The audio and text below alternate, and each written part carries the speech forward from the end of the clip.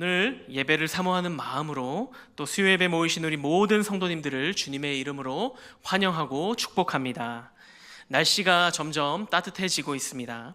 이러한 따뜻한 날씨를 허락하신 하나님께 감사드리며 우리의 만남과 또 나눔, 또 교제가 더욱 깊어지고 더불어서 우리의 마음도 따뜻해지는 귀한 은혜가 넘치길 소망합니다.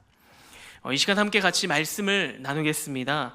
오늘 우리에게 주시는 하나님의 말씀은 주님을 신뢰하는 자의 용기입니다. 말씀에 들어가기에 앞서서 여러분들께 질문 한 가지를 드리겠습니다. 여러분들께서는 구약시대의 가장 큰 구원의 사건 하면 가장 먼저 어떠한 사건이 떠오르십니까?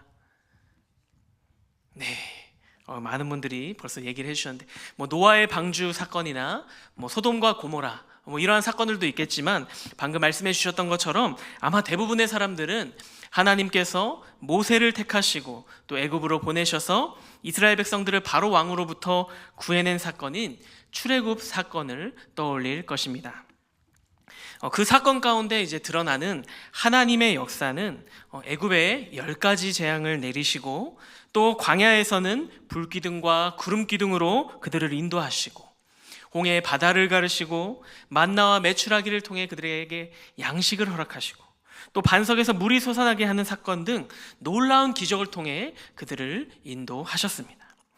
이러한 기적을 베푸신 하나님의 모습을 볼 때 참 많이 이스라엘 백성들을 사랑하셨구나 라는 것을 우리는 너무나 잘 알 수가 있습니다. 그렇지만 이러한 하나님의 사랑과는 완전히 반대로 이스라엘 백성들은 자신들의 삶에 불편함이 생기거나 혹은 어려움이 닥치게 되면 가장 먼저 어떻게 합니까? 하나님을 원망합니다.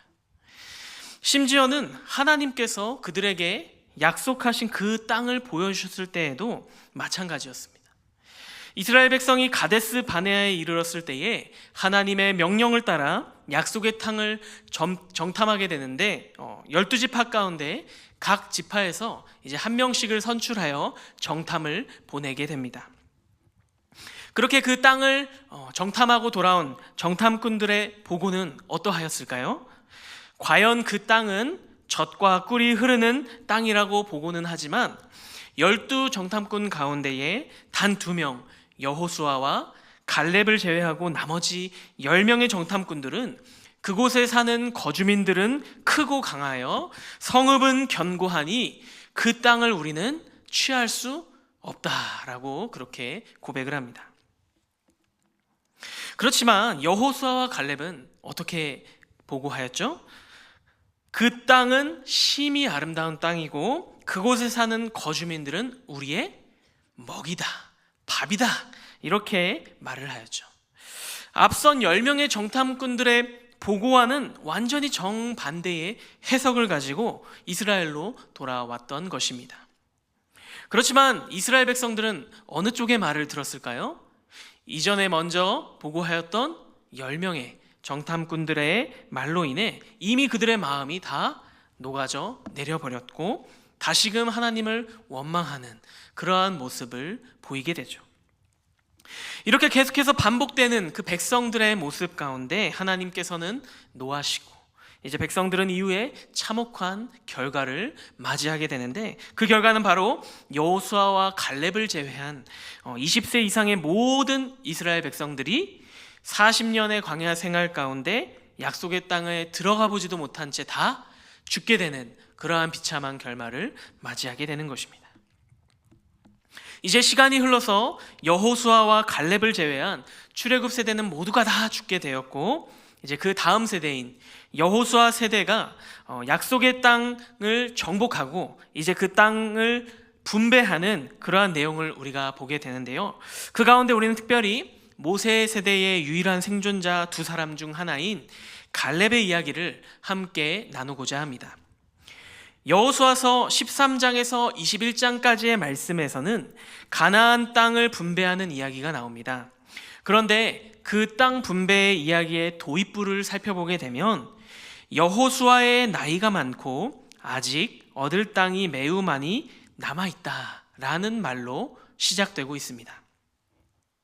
여기에서 우리는 성경에서 자주 언급되는 이미와 아직의 긴장감을 발견하게 되는데요. 여호수아서 11장 23절의 말씀을 보게 되면 이와 같이 여호수아가 여호와께서 모세에게 말씀하신 대로 그 온 땅을 점령하여 이스라엘 지파의 구분에 따라 기업으로 주매 그 땅의 전쟁이 그쳤더라 라고 밝히고 있으면서 가나안 정복에 대한 하나님의 언약은 이미 성취되었다라고 볼 수가 있는 것입니다. 하지만 또 다른 한편에서는 여전히 정복되지 아니한 땅, 마치 이 헤브론 땅과 같은 그러한 지역들이 남아 있었기 때문에 이러한 차원에서 생각해 보면 가나안 정복은 아직 완전히 성취되지 않은 미완성 과업임을 보여주고 있는 것이기도 합니다. 사실 우리가 이미와 아직 하면 가장 먼저 무엇이 떠오르나요? 하나님의 나라가 떠오르지 않습니까? 하나님의 나라는 지금 우리가 살아가는 이 땅에서 주어진 믿음의 가정을 통해, 또 우리 교회에서는 또 가정교회를 통해, 또 여러 모임들 가운데에 경험할 수 있다라는 점에서 이미 성취된 것이지만 최종적으로는 주님께서 다시 오실 그날에 일어날 일로서 아직 우리에게 주어지지 않은 것이기도 합니다. 이처럼 성경에서는 이미와 아직에 대한 그러한 요소를 자주 강조하고 있는데요. 특별히 오늘 본문에서 이 이미와 아직의 강조를 또 하나 볼 수 있는데 바로 갈렙의 땅 분배 요구 가운데 드러나고 있습니다. 지금 갈렙이 요구하고 있는 땅은 어떠한 땅이죠? 헤브론 땅입니다. 그런데 그 땅은 지금 그들이 땅을 분배하는 그 시점에서 보았을 때 아직 점령하지 못한 땅이었습니다. 사실 갈렙은 이스라엘 가운데에서도 원로였고 또 이미 정복된 땅이 많이 있었기 때문에 그 땅들 가운데 가장 좋은 곳을 먼저 골라서 자신과 그 자신의 자손들의 기업으로 삼더라도 사실 큰 문제가 없었을 것입니다. 그렇지만 본문에서 갈렙은 이미 정복된 땅이 아닌 아직 정복되지 아니한 땅을 요구하고 있던 것입니다. 그렇다면 갈렙이 이처럼 아직 정복되지 아니한 땅 헤브론을 요구하고 있었던 그 이유는 과연 무엇이었을까요? 우리는 계속해서 이 의문을 본문의 말씀을 통해 풀어 나아가길 소망합니다. 가장 먼저 여호수아서 14장 6절의 말씀을 보겠습니다. 그때에 유다 자손이 길갈에 있는 여호수아에게 나아오고 그니스 사람 여분네의 아들 갈렙이 여호수아에게 말하되 여호와께서 가데스 바네아에서 나와 당신에게 대하여 하나님의 사람 모세에게 이르신 일을 당신이 아시는 바라. 방금 읽은 이 구절의 뒷부분을 보면 가데스 바네아에서 나와 당신에게 대하여 하나님의 사람 모세에게 이르신 일을 당신이 아시는 바라라고 말하고 있습니다. 그렇다면 여기서 말하고 있는 그 일이 과연 어떠한 일을 말하는 것이냐 하니 민수기 14장 24절의 말씀을 보면 이렇게 말하고 있습니다. 그러나 내 종 갈렙은 그 마음이 그들과 달라서 나를 온전히 따랐은즉 그가 갔던 땅으로 내가 그를 인도하여 드리리니 그의 자손이 그 땅을 차지하리라. 당시의 백성들이 하나님을 이렇게 원망하고 불평하였는데 그때의 모세는 중재자로서 백성들을 위해 하나님 앞에 기도하였습니다. 그리고 그 가운데 그 기도의 내용 중에는 갈렙을 위한 기도도 있었는데 바로 그가 보고 마음에 품었던 그 땅을 그의 자손들이 차지하게 된다라는 그러한 기도였습니다. 따라서 갈렙이 앞선 6절에서와 같이 말한 이유가 바로 당시의 모세의 기도를 기억하고 그 땅을 요구하고 있다라는 사실임을 우리는 알 수가 있는 것입니다. 그렇지만 그렇다고 해서 아직 우리에게 해결되지 않은 문제가 있죠. 아직 점령하지 못한 땅, 그 땅을 어떻게 점령할 것인가에 대한 부분에 대해서는 여전히 우리에게 의문으로 남아 있습니다. 도대체 갈렙은 그 땅에 대한 확신, 그것을 취할 수 있다라는 그 확신을 어디서 얻었냐는 것입니다. 당시 이 헤브론에 거주하고 있었던 그 거민들은 바로 아낙 자손들이었습니다.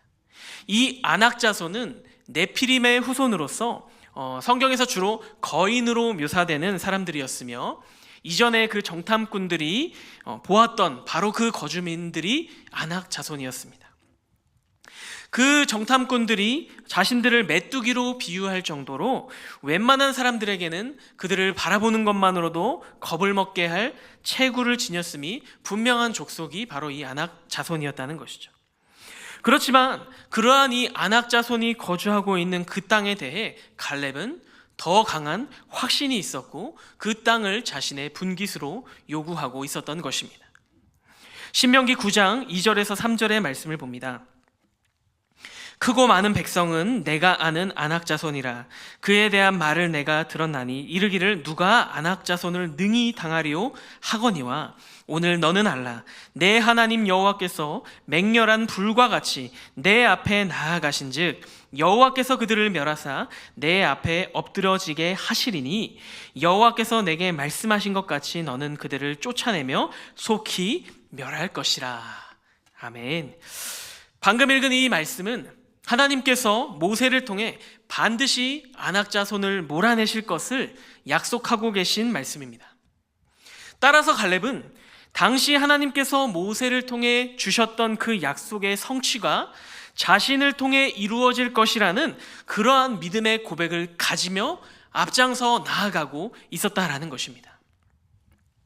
사실 잘 생각해 보면 저희는 몇 년 전에 있었던 그러한 약속들에 대해서 잘 기억을 하지 못하는 경우가 많습니다.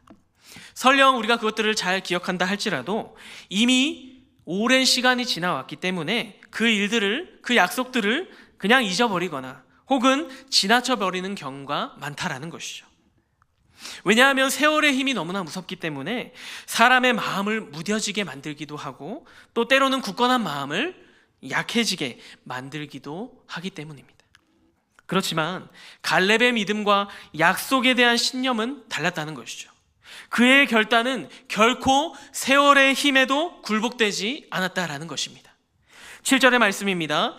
내 나이 40세에 여호와의 종 모세가 가데스 바네아에서 나를 보내어 이 땅을 정탐하게 하였으므로 내가 성실한 마음으로 그에게 보고하였고, 이어서 10절의 말씀입니다. 이제 보소서, 여호와께서 이 말씀을 모세에게 이르신 때로부터 이스라엘이 광야에서 방황한 이 45년 동안을 여호와께서 말씀하신 대로 나를 생존하게 하셨나이다. 오늘 내가 85세로되. 방금 읽은 이 말씀을 토대로 우리가 생각을 해보면 이 약속은 몇 년이 지난 약속입니까? 무려 45년이 지난 약속이라는 것이죠. 그것도 그 약속에 대한 기억이 흐릿하게 있는 것이 아니라 굉장히 선명하게 확신에 차서 얘기하고 있는 것을 우리는 볼 수가 있습니다.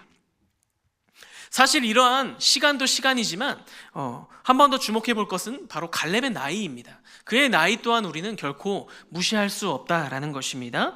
그의 나이가 85세였는데 아마도 지금 이 자리에 모이신 분들 가운데 85세가 넘으신 분들 아마 몇 분 안 계실 것으로 생각이 듭니다만, 당시 살았던 사람들의 그 수명이 더 길었다 하더라도 실제로 길어야 아마 20에서 30년 정도의 차이라고 생각해 볼 수가 있습니다. 사실 이러한 나이대가 되면 어떻습니까? 무엇인가를 새롭게 도전하고 또 무엇인가를 새롭게 시도하는 것보다는 지금 현재 누리고 있는 것에 만족하려는 경향이 많습니다.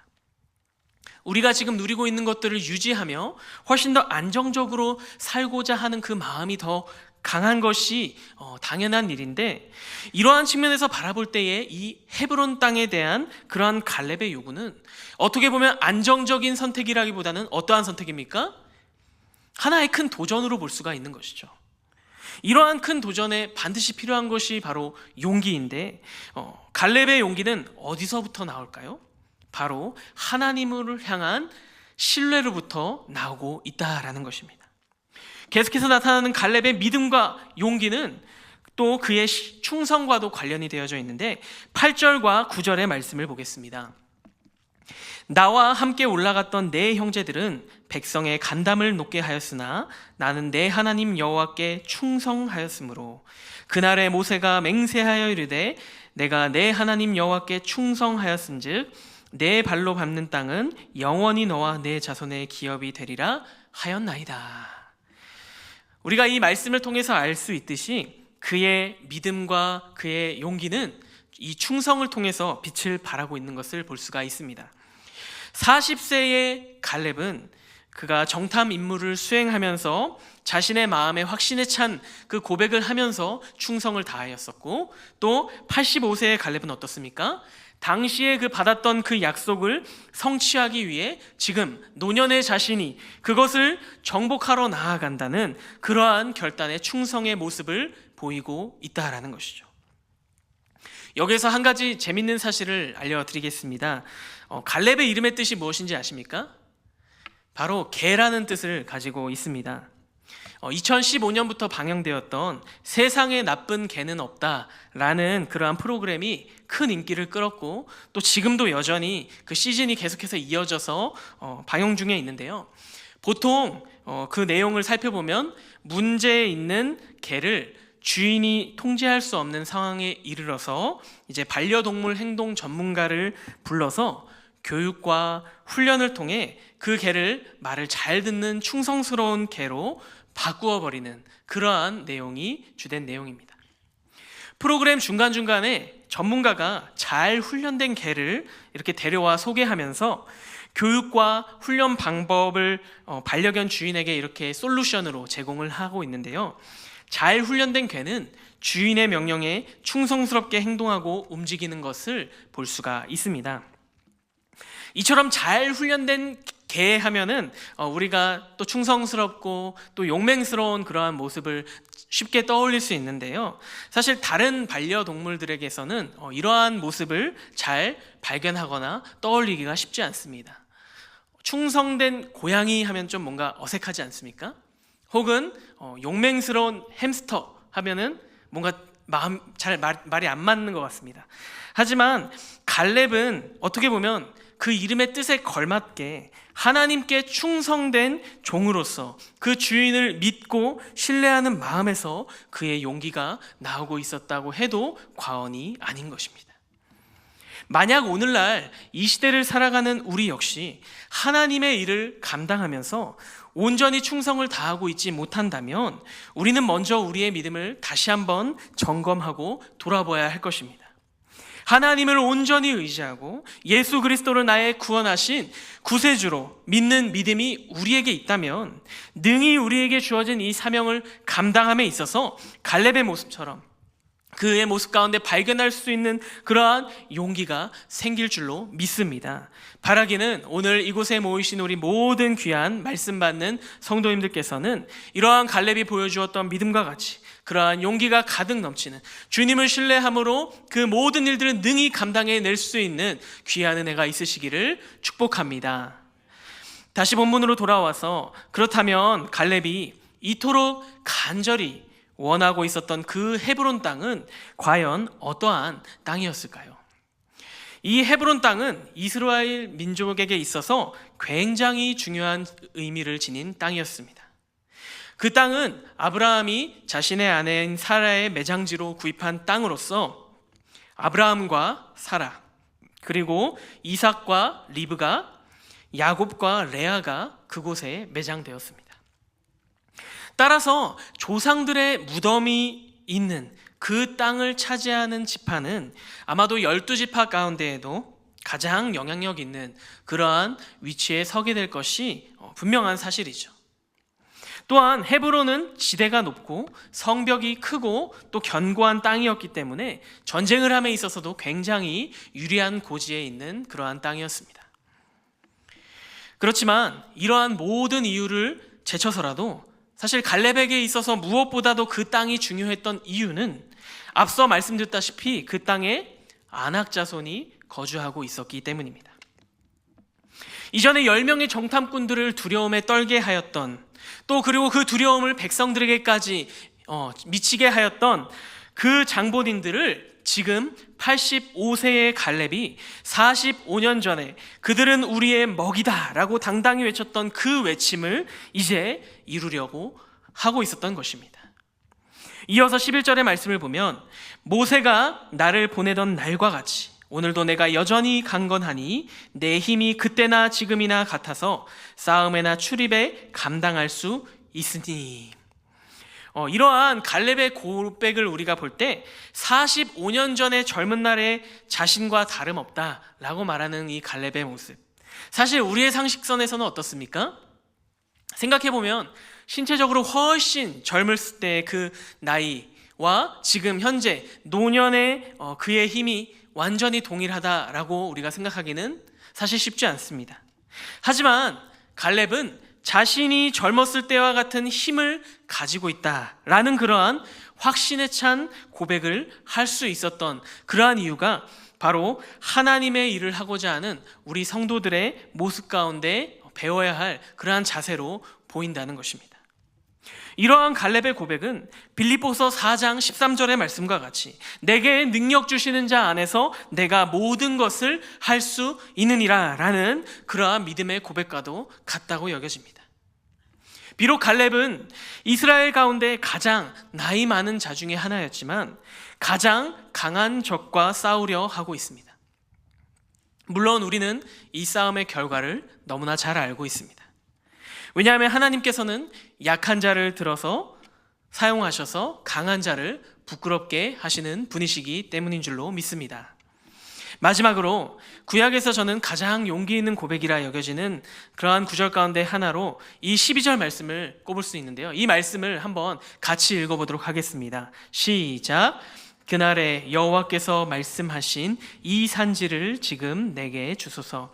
당신도 그날에 들으셨거니와 그곳에는 아낙 사람이 있고 그 성읍들은 크고 견고할지라도 여호와께서 나와 함께 하시면 내가 여호와께서 말씀하신 대로 그들을 쫓아내리이다 하니. 아멘.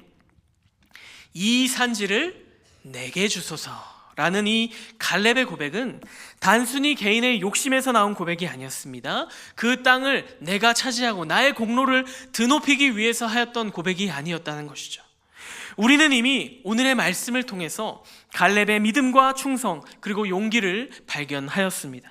그리고 그 절정이 바로 방금 읽었던 이 구절을 통해 나타나고 있음을 우리는 다시 한번 보게 되었습니다. 한 번 더 고백해 볼까요? 여호와께서 함께 하시면 내가 여호와께서 말씀하신 대로 그들을 쫓아내리이다 하니. 아멘. 말씀을 맺겠습니다. 오늘 말씀을 통해서 살펴보았던 이 갈렙의 소원은 그렇다면 무엇이었을까요? 바로 여호와 하나님의 능력을 증명하는 것이었습니다.